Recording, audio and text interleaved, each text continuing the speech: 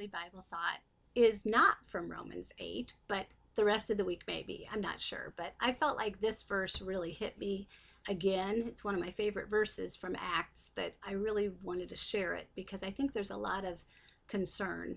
I mean, there always is, but I think people are worried and upset about so many things and just need to be reminded. We all need to be reminded that God does have a plan, and his plan and purposes include us. He hasn't forgotten us. So Acts chapter 17, verses 26 and 27 in the New Living Translation reads, "From one man, God created all the nations throughout the whole earth. He decided beforehand when they should rise and fall, and he determined their boundaries. His purpose was for the nations to seek after God and perhaps feel their way toward him and find him, though he is not far from any of us." So if you read different translations of it, and I have, and if you study this and you really think it through, the reality is God had a plan when he made all the different nations.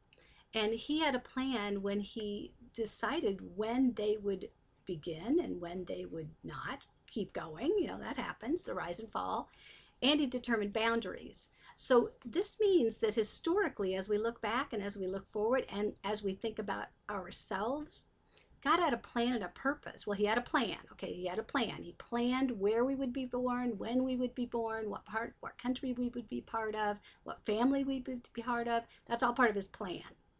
Then the next verse, 27, talks about his purpose. So interestingly enough, I've learned more about this in the last few days. His purpose was that we would seek him. His purpose is always to have relationship with us. That's his whole purpose. That was why he created us, to have a relationship with us.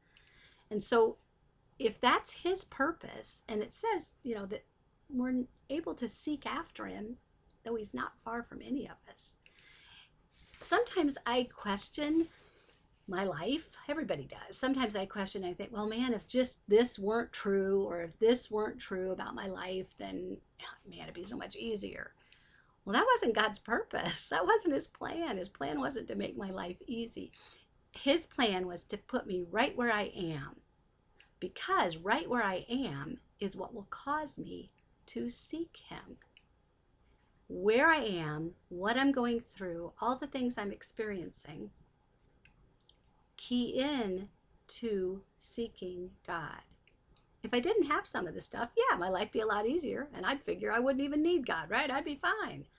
But no, because I have these conflicts, these issues, these problems, they click over into the purpose. They keep me on my knees. They keep me seeking after God. So when you start to question the things that God's allowed in your life, remember what his real purpose is.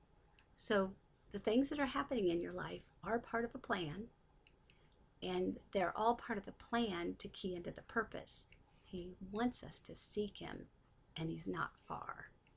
As soon as we pray, he's right there.